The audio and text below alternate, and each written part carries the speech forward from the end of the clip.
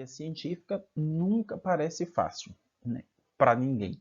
Nem para o aluno do ensino médio, nem para o aluno da graduação, nem para o aluno da especialização e muito menos quando o aluno ele começa a tentar o mestrado. Ou seja, quase todo mundo reclama de metodologia científica. E metodologia científica envolve uma série de procedimentos, métodos, trabalhos, produções e conhecimentos diversos que vão se articular aí para formar todo esse corpo, todo esse conjunto, né, que é o arcabouço para a produção do conhecimento científico, para a investigação científica. Tudo isso parece tão difícil. Bom, então vamos começar descomplicando a metodologia científica. E para a gente descomplicar a metodologia científica, vamos começar com os trabalhos de síntese, né? Esses trabalhos de síntese eles são usados para fins diversos, né? Para você estudar, basicamente, mas também para você escrever, né? A escrita científica ela depende da compilação, análise, sistematização e interpretação de dados e informações. Então, você vai precisar fazer não só um, mas vários trabalhos de síntese. E para cada trabalho de síntese, existe uma proposta e cada um deles pode ter um objetivo. Tanto para você estudar, como para você produzir algo dentro do campo científico, você vai usar esses trabalhos. Né? O primeiro trabalho de síntese que a gente vai ver aqui vai ser o resumo. O que é um resumo? Quais os tipos de resumo? Como nós podemos redigir um resumo e, principalmente, quais são as normas que precisamos seguir ao se redigir esse tipo de trabalho de síntese. Então, vamos lá, iniciar o nosso mergulho na metodologia científica, começando pelo básico, pelo fundamental. Primeira pergunta é, o que é um resumo? Você já se perguntou isso? Ou será que você só foi criando versões diferentes do que seria um resumo na sua cabeça, tendo várias ideias do que seria um resumo? De uma forma muito simples, a definição que nós temos aqui, ela diz que o resumo ele consiste em sintetizar todas as ideias principais de um texto, seja esse texto um artigo, um livro, o capítulo de um livro, uma monografia, uma tese, uma dissertação, um ensaio, ou seja, o resumo ele vai ser um texto que vai reunir as ideias principais de um texto original. Então aí nós temos duas produções textuais distintas para você entender, porque a gente vai falar o resumo é um texto que vai resumir um texto. Isso fica um pouco confuso. O resumo é a reunião das ideias principais, as ideias essenciais, né, de um outro texto. Tá, esse texto o qual nós vamos resumir, ele é chamado de texto original, que pode ser um artigo, que pode ser o capítulo de um livro inteiro, que pode ser uma monografia, uma tese, uma dissertação, qualquer texto. Esse texto que nós vamos resumir é o texto original. E o resumo, ele é o quê? Ele é justamente uma produção textual muito menor que o texto original. E essa produção textual, ela apresenta o quê? As principais ideias, né? A essência desse texto original. O resumo ele vai falar sobre o tema do texto original, apresentar esse tema de forma muito condensada, reduzida. É isso que o resumo faz. Geralmente, quando eu falo geralmente, aqui nós vamos falar aqui basicamente de três tipos de resumo, né, no que diz respeito à forma. E os autores de metodologia científica, geralmente eles falam de três tipos de resumo, mas alguns falam de apenas dois tipos de resumo. Tá? Isso aí a gente vai discutir depois. Mas geralmente os resumos, eles não vão apresentar julgamentos de valor sobre o texto que está sendo resumido. E eles também não vão tecer comentários sobre o texto que está sendo resumido. Ou seja, se eu estou resumindo um capítulo de um livro, no meu resumo eu não vou dar minha opinião sobre o capítulo do livro, sobre a forma como o autor escreveu, sobre o que ele escreveu, o método que ele usou para escrever, a estrutura que ele resolveu usar para escrever sobre aquele assunto no seu livro. Então, não vou dar opinião nenhuma. No meu resumo vai ter apenas o quê? As ideias do autor que são apresentadas no seu livro, no capítulo do seu livro, o texto original. Então, o resumo é isso. O resumo, ele não emite opiniões, ele não faz julgamentos sobre a obra que está sendo resumida, sobre o texto original. Isso no geral, tá? Nós vamos ver que tem uma exceção. E aí a gente começa a ficar parecendo com língua portuguesa, que tem todas as regras e depois aparece uma exceção para fazer o aluno perder a cabeça. Então vamos lá. Como nós devemos redigir um resumo? Como devem ser as suas frases? Se um resumo é um texto que tem aí o objetivo de reduzir o tamanho de um texto, essas frases elas precisam ser breves, né? Ou seja, curtas, nada de frases longas, quilométricas, que precisam de vários ponto e vírgula, vírgula, ponto e vírgula, vírgula, frases que formam aí, né, não é, isso quer dizer, isso não é nem mais frases, já são orações, mas de qualquer forma se torna um bloco de ideias imenso. Não são frases assim que você vai usar em um resumo. São frases breves. Essas frases também precisam ser diretas, ou seja, elas precisam ir direto ao ponto, direto ao assunto, sem rodeios, sem circunlóquios, sem ficar andando em círculo. Você tem que falar logo o que você tem que falar. Você reuniu as ideias principais do capítulo do livro que você está resumindo, apresente essas ideias logo, sem enrolação, sem fazer rodeios. E essas frases precisam ser, acima de tudo, objetivas, práticas. Elas têm que cumprir aquele papel para qual elas foram designadas ali dentro da sua produção textual.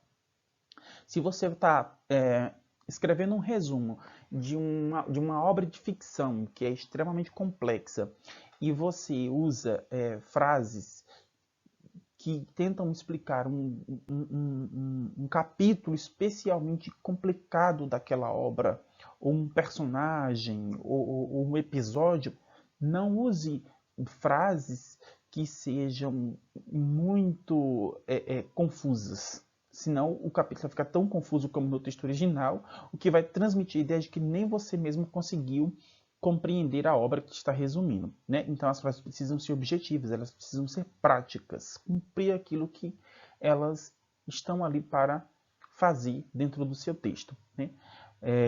Frases que vão ajudar o leitor a perceber que você leu, compreendeu a obra e por isso você conseguiu resumir.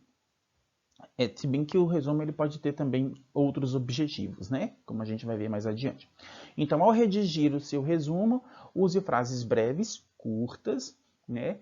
Use frases diretas, sem fazer rodeios, e use frases objetivas, práticas, que cumprem aquele papel específico dentro do seu texto. Correto? Então, vamos seguir para o próximo.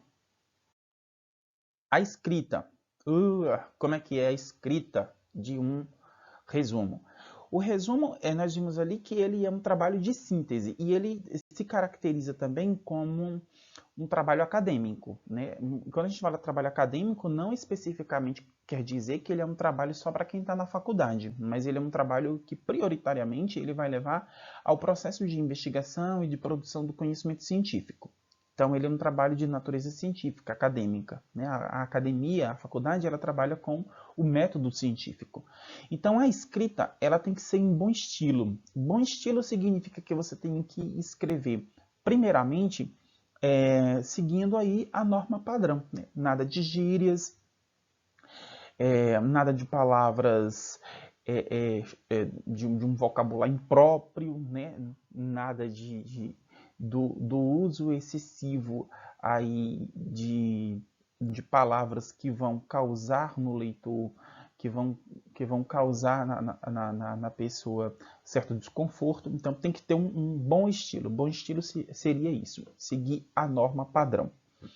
Mas por seguir a norma padrão, esse bom estilo, ele não significa, por outro lado, que você vai abusar, né, do que nós chamamos de preciosismo. Nada de colocar palavras extremamente gongóricas no seu texto. Né? A palavra gongórica por si só é gongórica. Né? O que é uma palavra gongórica? Aquela que ninguém sabe de onde saiu. Só o dicionário pode explicar para você o que aquilo significa. Então, não precisa, né? Se você está escrevendo um resumo de um texto, de um livro que é de uma área técnica, e existe ali algumas palavras que são termos técnicos, você vai fazer o possível para resumir e não empregar os mesmos termos técnicos da forma como eles são empregados. Ou se empregar os termos técnicos, tentar explicar, deixar mais claro o que é que eles significam. Porque para o leitor, e dependendo do seu leitor e do objetivo do seu resumo, isso pode se tornar um problema.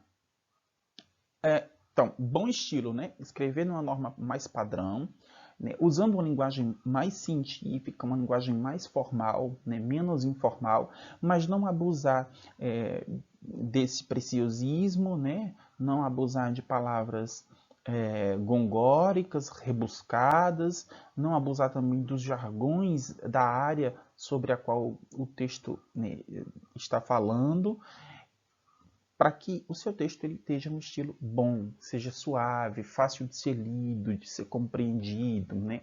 Que ele traga uma clareza. E, segundo a sua escrita, ela tem que ter um vocabulário próprio. É um resumo. Por que a minha escrita tem que ter um vocabulário próprio? Sim, porque é um resumo e não uma reprodução. Não é uma cópia. É um resumo. O resumo implica seleção. Você selecionou as ideias principais. Você selecionou as ideias secundárias.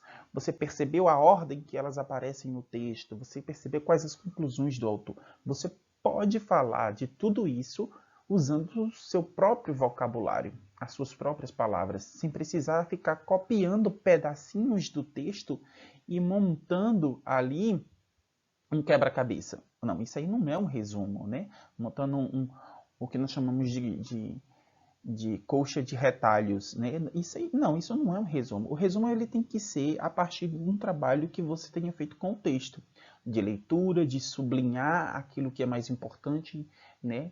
E depois de compreensão desse texto, para depois você redigir o resumo. E nessa redação, a escrita que você vai usar, ela vai ser a sua escrita, o seu vocabulário, não do autor. Por isso que é importante também evitar os jargões e os termos técnicos, porque você pode não dominar esses termos, você pode não dominar esse vocabulário que o autor usou e acabar usando palavras em contextos diferentes daqueles que elas deveriam ser usadas, certo? Você pode chamar uma insônia de uma hipersonia e acabar dando um significado diferente para o que você queria, né, trazer em seu texto. Então, usar vocabulário próprio e ter um bom estilo. Essa é a forma de escrita ideal para um resumo. E quais são os tipos de resumo? Vamos ver. Bom, nós temos aí duas formas de classificar os resumos. Primeiro, nós vamos classificar os resumos de acordo com a sua finalidade. Para que ele vai ser usado? Para que serve esse resumo aqui que o professor pediu? Bom, o resumo, em um primeiro tipo, ele vai ser o que é usado para apresentar um trabalho científico. Isso nós vemos muito resumos de livros, resumos em artigos acadêmicos, nós vemos nas dissertações de mestrado, nas teses de doutorado, em projetos de pesquisa, em relatórios de projetos de pesquisa. Então, a gente vê muito resumo em resumo expandido. Então, esse resumo aí, cuja finalidade é apresentar um trabalho científico, ele vai ter que seguir as normas específicas para a produção de trabalhos acadêmicos que são determinadas pela ABNT, tá? A gente vai colocar aí à frente qual seria, né, a NBR, a norma técnica a ser seguida para se elaborar um resumo cujo objetivo seja apresentar um trabalho acadêmico. Mas o resumo também ele pode ser usado pelo professor, inclusive da educação básica, né, da etapa do ensino fundamental, como também do ensino médio, ele pode ser usado como um exercício acadêmico, né, como um exercício de aprendizagem para que o aluno possa desenvolver determinadas competências e habilidades relacionadas à escrita e à compreensão também do conteúdo, a sistematização de informações, a compilação, né, a distribuição dessas informações de maneira textual. Então, o resumo ele pode ter também essa finalidade, né, ser um exercício acadêmico.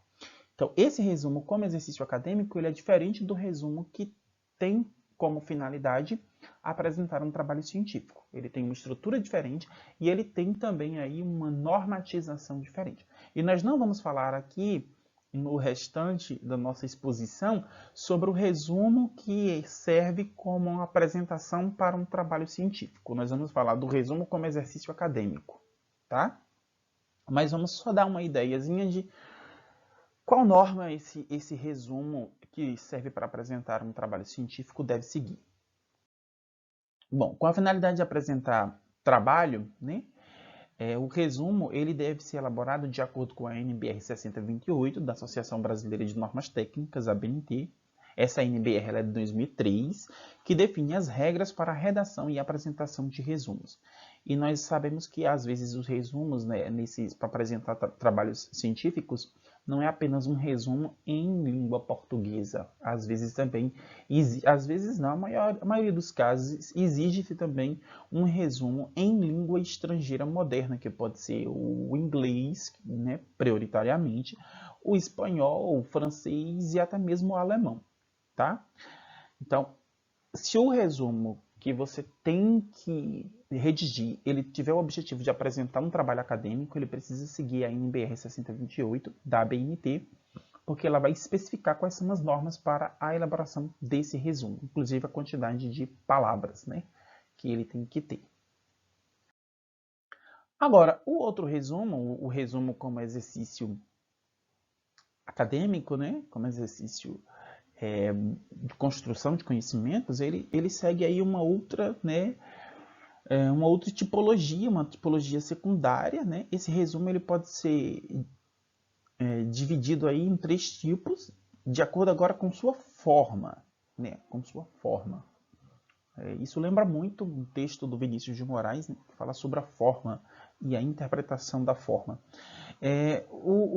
De acordo com a forma do seu resumo, né, ele vai ser do tipo indicativo, informativo ou crítico. O resumo indicativo ele também é chamado de resumo descritivo e o resumo informativo ele também é chamado de resumo analítico. E o resumo crítico ele também é chamado de resenha crítica por alguns autores de metodologia científica. É aí que surge a controvérsia. Para alguns autores, a resenha crítica ela é um resumo crítico. Para outros autores, o resumo crítico é um gênero e a resenha crítica se trata de outro gênero. Bom, como eu não me encaixo entre os autores que estão discutindo sobre o assunto, eu estou usando aqui um material base para esse nosso estudo, eu vou adotar aqui os 3 tipos de resumo, o indicativo, que também pode ser chamado de descritivo, o informativo, que também pode ser chamado de analítico, e o resumo crítico. A resenha vai ser um trabalho de síntese, do qual nós vamos falar em outra oportunidade. Então, vamos entender aí cada um desses 3 tipos de resumo. O resumo indicativo. Bom, o resumo indicativo, ele apresenta apenas a natureza da obra e seus objetivos. É o mais sucinto de todos os resumos, tá? Ou seja, é o menor de todos os resumos. O que é que você vai fazer num resumo indicativo? Você vai pegar as ideias essenciais do texto original, né? O objetivo desse texto, as ideias essenciais, as ideias básicas do texto original e apresentá-las. Esse é o resumo indicativo. É tanto que o resumo indicativo ele tem uma restrição de tamanho. Ele só pode ter aí de 15 a 20 linhas no máximo. Um resumo indicativo não pode passar de 20 linhas, senão ele está fugindo da sua forma, fugindo da sua proposta original, né? Das normas que determinam como ele deve ser elaborado. Por quê? Porque ele vai apresentar apenas a natureza da obra e seus objetivos e nada mais sobre isso. Então ele é um resumo para você conhecer a obra apenas de uma forma geral. De maneira geral, esse livro fala sobre o quê? De maneira geral, esse artigo, ele fala sobre o quê? De maneira geral, o capítulo desse livro, ele fala sobre o quê? Né? O resumo indicativo serve para isso. Tanto que o resumo indicativo, ele não dispensa de forma alguma a leitura da obra original completa, certo? O informativo pode dispensar, o indicativo não. Resumo informativo. Esse apresenta a estrutura e os pontos essenciais da obra, ou seja, toda a estrutura do texto original e os pontos essenciais de cada uma das partes dessa estrutura são apresentados. O resumo informativo ele vai reduzir o texto original a um terço, um quarto do seu tamanho, tá? Então ele é proporcional. De acordo com o tamanho do texto original, o resumo informativo ele vai ser maior ou ele vai ser menor, porque ele é proporcional ao texto original.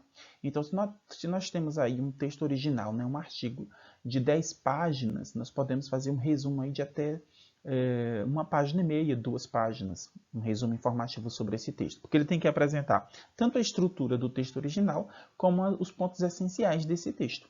Tá? E nesse resumo a gente faz o que então? Para fazer essa redução de tamanho, né? Essa redução de estômago. Então, o que a gente faz nesse resumo? A gente vai aí abolir gráficos, a gente vai abolir tabelas, vai tirar tabelas, a gente vai tirar exemplificações que são muito longas, aquelas explicações que são exageradamente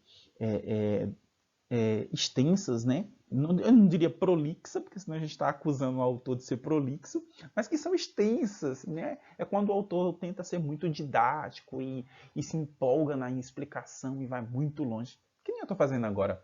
Então a gente vai tirando tudo isso do texto original e vai reduzindo o seu tamanho para se tornar um resumo informativo. E por último nós temos o resumo crítico, que nada mais é do que uma versão sintetizada do texto, acrescentada de julgamentos de valor e opiniões. É por isso que alguns autores de metodologia científica chamam o resumo crítico também de resenha crítica, porque ele vem aí um resumo do texto original acompanhada de uma apreciação crítica, né? De julgamentos de valor e opiniões do autor do resumo sobre a obra que ele está resumindo, sobre o texto original que ele está resumindo. Pronto? Esses aí são os 3 tipos de resumo a partir da forma e que são usados como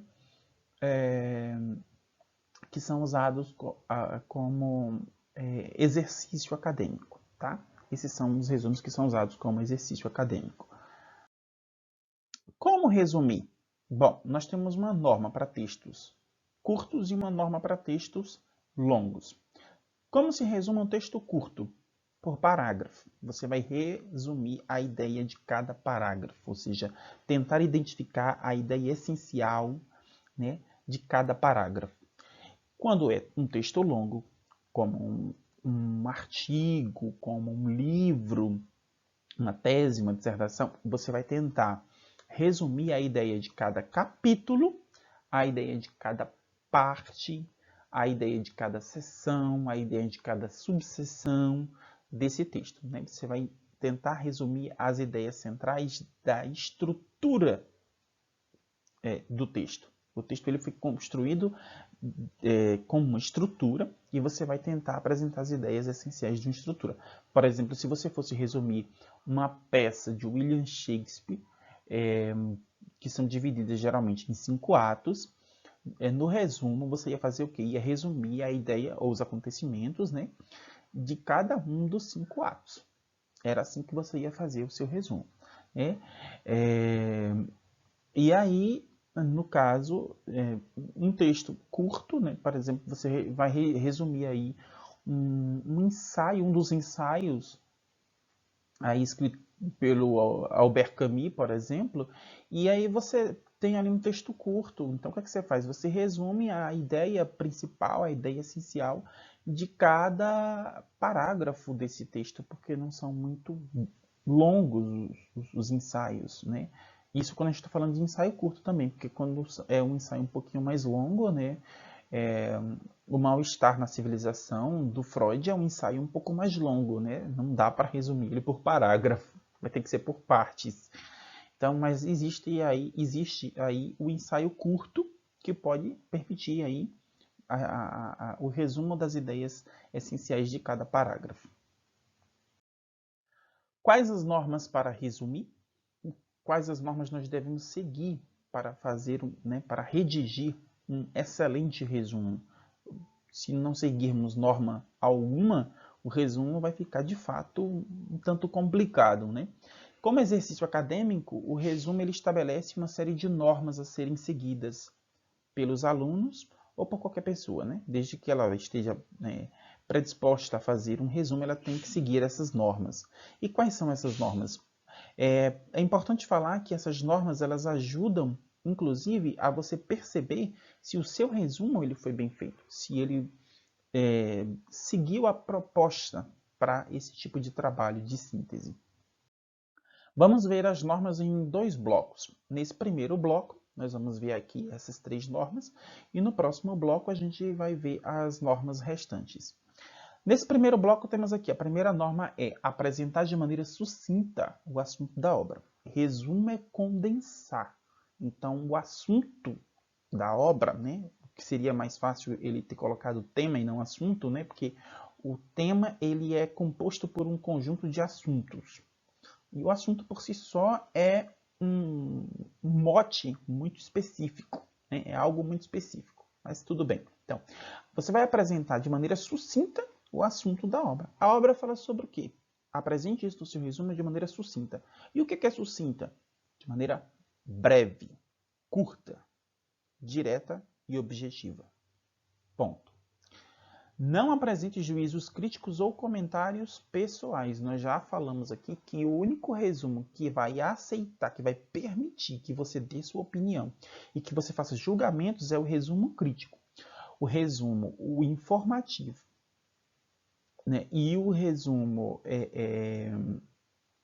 o resumo informativo e o resumo descritivo, não, o resumo informativo e o resumo analítico não vão permitir isso, tá? Nenhum dos dois vão permitir isso. Esses dois tipos de resumo, eles não aceitam comentários pessoais, eles não aceitam julgamentos, né? Então, o que é que você vai fazer? Somente o resumo crítico é que vai aceitar esses comentários pessoais e esses julgamentos de valor aí. Bom, depois disso aí nós temos respeitar a ordem das ideias e dos fatos apresentados. Nós temos 2 coisas interessantes para vocês notarem. Ideias e fatos. Se eu estou escrevendo um livro, se eu estou resumindo um livro de teoria, eu preciso respeitar a ordem das ideias, né? As ideias são apresentadas em determinada ordem. Se eu estou fazendo um resumo, né, do capítulo de um livro, eu preciso respeitar a ordem das ideias do capítulo ali no livro e não pegar todas as ideias principais e colocar no resumo do meu jeito. Não, tem que seguir a ordem que está lá. E quando nós estamos resumindo uma obra literária, precisamos respeitar a ordem dos fatos que foram apresentados. Até porque alguns autores gostam de começar a obra com flashbacks cinematográficos, né? Que é chamado na literatura de analepse. E esse recurso de começar a história pelo final tem que ser reproduzido no resumo que você está fazendo, né? Se ele começou a história pelo final, comece o resumo contando o que acontece pelo final, né? Siga simplesmente a ordem dos fatos apresentados pelo autor da obra. Empregue no seu resumo uma linguagem clara e objetiva, ou seja, a linguagem clara, fácil de ser entendida. Para que a sua linguagem seja clara, ela precisa ser o quê? Ela precisa ser direta e ela precisa ser também o quê? Breve, né? Então a linguagem ela vai ser clara se ela for direta e breve e objetiva, ela vai ser prática. Evite a transcrição de frases do original. Nós já falamos isso antes. O resumo não é uma cópia. Você não vai fazer uma colcha de retalhos. Você não vai né, fazer um quebra-cabeça, né, de palavras do texto original. Você vai ter que pegar, identificar as ideias centrais, as ideias principais, e depois você vai redigir o resumo usando o seu vocabulário. Então, evite transcrever frases do original.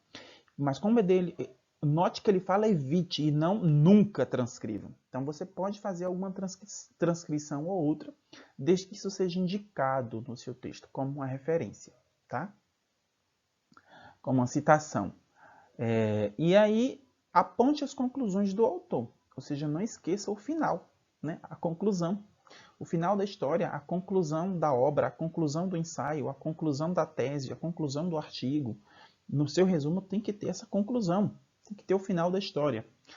Se o seu resumo ele for muito bem feito, seguindo todas essas regras, ele vai dispensar que você consulte a obra original para compreender o assunto. Mas isso só vai ser válido para um tipo de resumo, que é qual? O resumo que nós chamamos de informativo ou analítico. O resumo indicativo, ou também chamado de resumo descritivo, ele não serve para você dispensar a obra original, né? Porque assim, você não vai ter uma compreensão total da obra, você vai ter apenas uma ideia muito básica da obra. Mas você vai saber se o seu resumo indicativo ou descritivo foi bom, se ele conseguir dar uma ideia geral do que a obra trata, do tema da obra e seu objetivo, que é isso que o resumo indicativo e também chamado de descritivo ele faz, tá? Então, essas são as normas aí para que você possa redigir um resumo da forma adequada. Você deve seguir essas normas. E agora vamos finalizar aqui, né, apenas trazendo para vocês algumas obras que tratam sobre esse e outros assuntos relacionados, né, a trabalhos de síntese e metodologia científica, método científico, investigação científica, produção de textos científicos. Aqui foram as obras consultadas, né, para a elaboração desse material, né? A metodologia científica. Esse livro é um livro amplamente usado nas faculdades. Metodologia do trabalho acadêmico, que é um livro muito bom, porque ele reúne algumas informações que estavam um pouco dispersas, difusas na literatura, né, sobre procedimentos didáticos ou técnicas de sistematização do conhecimento. E o livro Metodologia do Trabalho Científico, Métodos e Técnicas da Pesquisa e do Trabalho Acadêmico, que reúne uma quantidade muito grande de informações, desde o projeto de pesquisa até a tese de doutorado, né? É um manual de metodologia do trabalho científico, né? Extremamente completo, eu diria, né? Porque ele reúne uma quantidade imensa de informações e pode tirar muitas dúvidas. Então, esses foram os livros que foram empregados para a elaboração deste material. E nós vamos continuar em outras oportunidades, em outros momentos, falando sobre outros trabalhos de síntese, assim como o resumo. Então, até a próxima.